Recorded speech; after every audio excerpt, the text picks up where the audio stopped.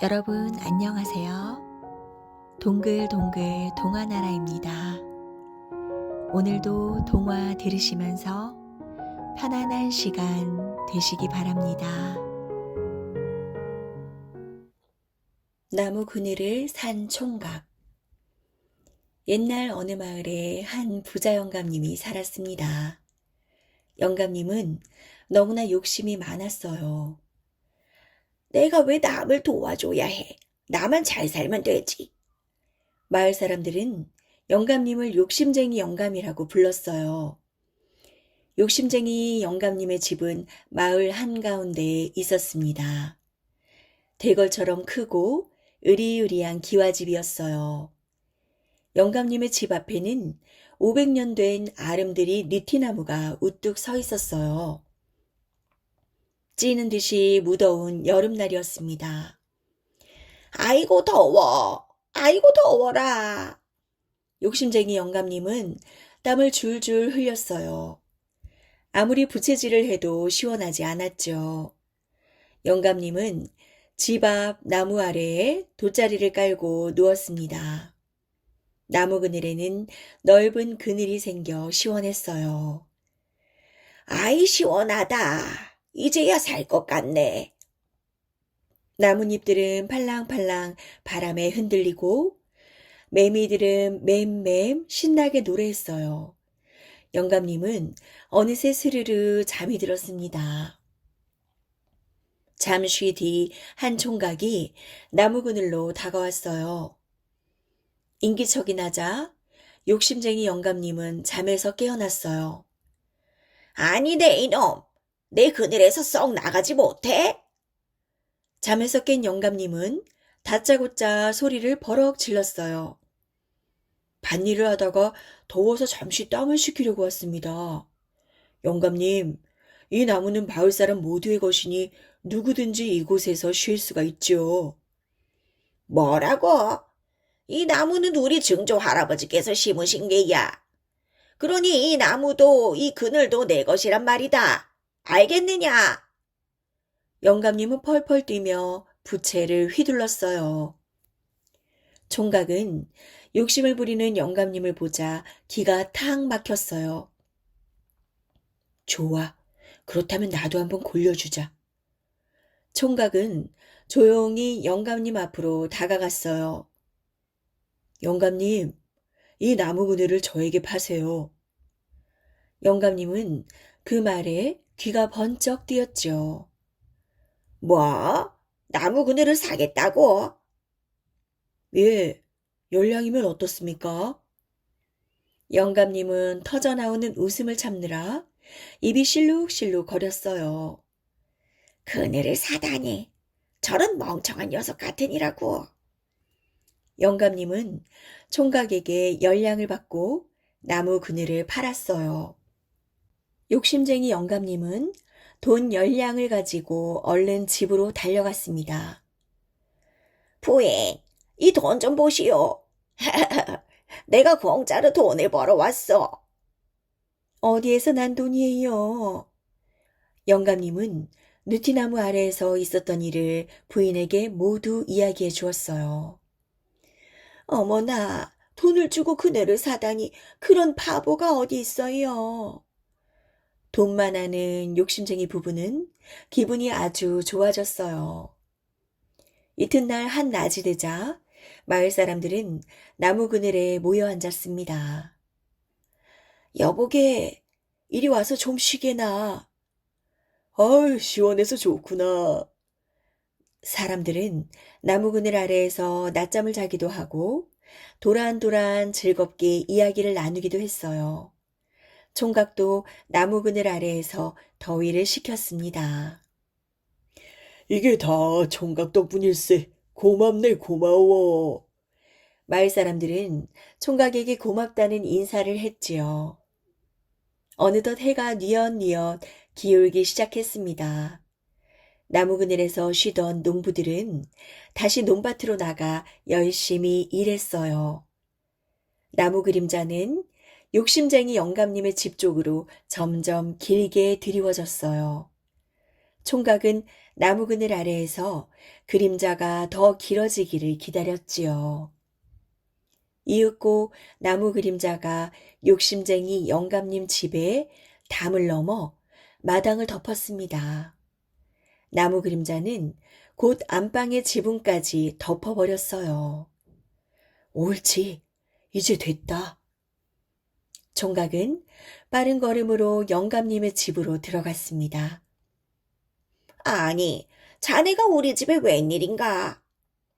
마당에 있던 영감님이 깜짝 놀라 물었어요. 총각은 입을 꾹 다문 채 아무 말도 하지 않았어요. 아니, 이 사람아, 어찌 내 집에 마음대로 들어오는 거야? 영감님은 수염을 부르르 떨며 소리쳤어요. 총각은 터벅터벅 안방으로 들어갔어요. 당장 나가지 못하겠느냐? 영감님, 저는 제 그늘을 따라갔을 뿐입니다. 영감님께서 어제 저에게 나무 그늘을 팔지 않으셨습니까? 그게 어쨌다는 거냐? 이 집이 온통 나무 그늘로 뒤덮여 있습니다. 그러니 저도 제 나무 그늘을 따라올 수밖에요. 욕심쟁이 영감님은 할 말을 잃고 우두커니 서 있었어요. 총각의 말이 조금도 틀리지 않았거든요. 총각은 날이 어두워지고 나서야 자신의 집으로 돌아갔어요. 다음 날도 그 다음 날도 총각은 계속해서 욕심쟁이 영감님의 집을 찾아왔어요. 어휴, 얘를 어쩐담. 영감님은 마당을 빙글빙글 돌며 땅이 꺼져라 한숨을 쉬었어요. 영감님은 총각에게 그늘을 판 일이 정말 후회스러웠죠. 며칠 뒤 욕심쟁이 영감님의 생일 잔치가 벌어졌습니다. 집안은 맛있는 음식 냄새로 가득 찼어요. 손님들도 많이 찾아와 잔치는 매우 흥겨웠지요. 오후가 되자 나무 그늘이 온통 욕심쟁이 영감님 집을 뒤덮었어요. 마을 사람들은 우르르 영감님의 집으로 몰려왔어요. 사람들은 흙투성이 차림으로 마당, 마루, 방에 앉거나 누워서 쉬었지요. 도대체 왜 이런 짓을 하는 거요? 손님들은 깜짝 놀라서 물었습니다. 그러자 총각이 나서서 그동안의 일을 손님들에게 이야기해 주었어요. 아니, 어떻게 그럴 수가 있어? 우리가 사람을 잘못 봤구먼. 에이, 지독한 욕심쟁이 같으니라고. 여보게들, 어서 빨리 나가세. 손님들은 화를 내며 자리에서 일어섰습니다. 어린 자식들이 배울까 무섭군. 얘들아, 어서 가자. 어떤 친척은 아이들을 모두 데리고 갔어요. 손님들이 다 떠나자 집안에는 마을 사람들만 남았어요. 욕심쟁이 영감님은 그제서야 잘못을 뉘우쳤습니다. 여보게, 젊은이, 내가 잘못했네. 영감님은 나무 그늘을 팔고 받은 열량을 돌려주었어요. 이제 이 나무는 내 것이 아니라네. 그러면 누구든지 와서 쉬어도 된다는 말씀이십니까? 아, 그렇고 말고. 영감님이 고개를 끄덕이며 껄껄 웃었어요. 그 뒤 아름드리 느티나무 그늘은 마을 사람들의 편안한 쉼터가 되었답니다. 빨간 부채, 파란 부채. 옛날 어느 마을에 나무꾼 할아버지와 할머니가 살았어요. 어느 날 할아버지가 산에서 나무를 하고 있는데 풀밭에 부채가 2개 떨어져 있는 거예요. 하나는 빨간색이었고 하나는 파란색이었어요. 산속에 이렇게 귀한 부채가 떨어져 있다니. 할아버지는 부채를 주워들고 집으로 돌아왔어요. 부채가 참 이쁘네요. 어디 한번 붙여볼까요? 할머니는 할아버지가 주워온 부채를 살랑살랑 붙이기 시작했어요. 그런데 이게 웬일일까요? 갑자기 할머니의 코가 후끈후끈 벌겋게 달아오르더니 코가 점점 길어지는 거예요. 할머니는 코를 붙잡고 발을 동동 굴렀어요.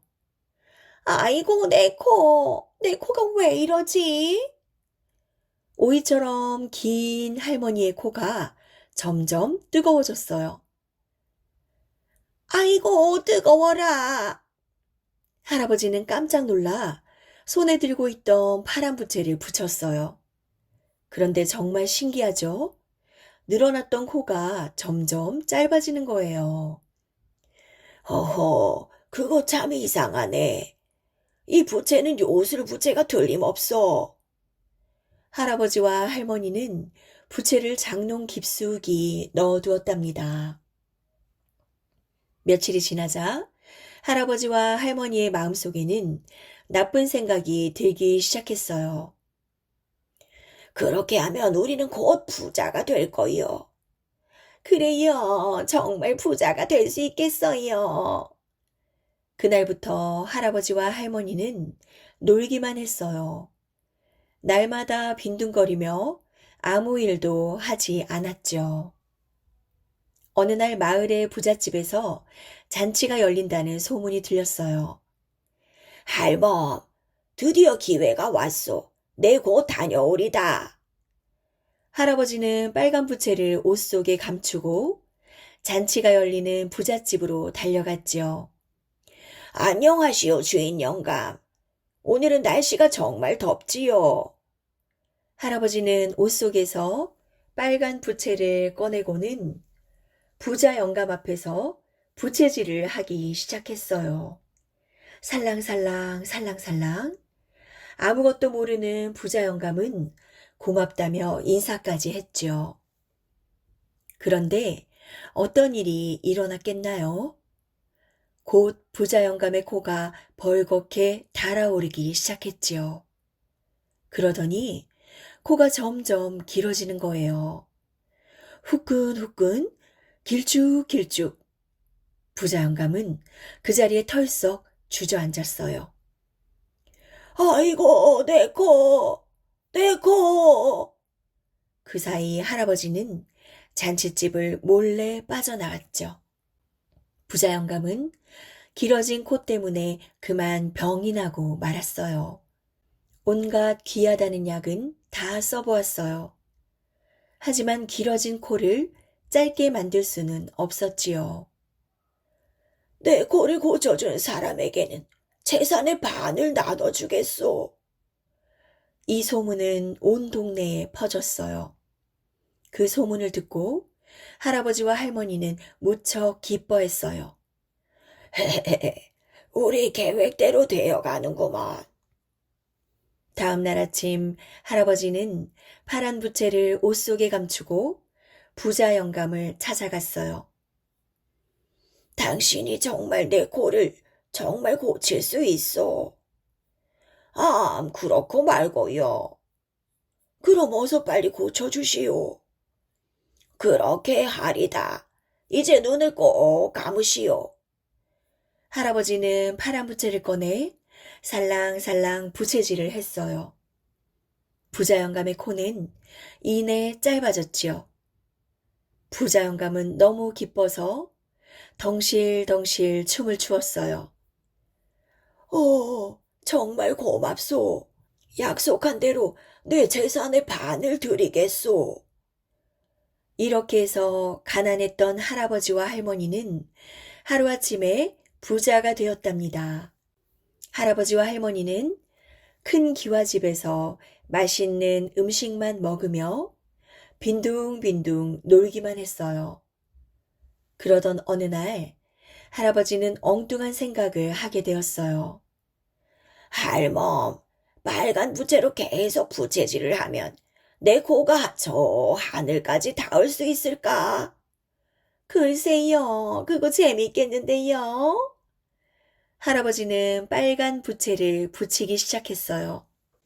할아버지의 코는 하늘 위로 점점 길어졌지요. 길어진 할아버지의 코는 구름을 뚫고 올라갔어요. 그러고는 마침내 하늘나라에까지 이르게 되었지요. 하늘나라 임금님이 할아버지의 코를 보게 되었죠. 요술부재를 가지고 나쁜 짓을 하다니. 여봐라, 저 코를 당장 나무에 꽁꽁 묶도록 하라. 할아버지의 코는 하늘나라 나무에 꽁꽁 묶이게 되었답니다. 할아버지는 코가 아파서 견딜 수가 없었어요. 할멈, 내 코가 이상해. 할아버지는 마구 소리를 질러댔어요. 깜짝 놀란 할머니는 얼른 파란 부채를 꺼내 부채질을 했어요. 할머니는 땀을 뻘뻘 흘리며 열심히 붙였어요. 그러자 할아버지의 코는 점점 줄어들기 시작했지요. 그런데 코가 줄어들수록 할아버지의 몸이 하늘로 올라가는 거예요. 할아버지의 코가 하늘나라 나무에 묶여 있었기 때문이죠. 아이고, 사람 살려! 할아버지는 하늘나라 나무에 대롱대롱 매달린 채 발버둥을 쳤어요. 아이고, 영감, 영감! 할머니는 그 모습을 보며 발을 동동 굴렀답니다.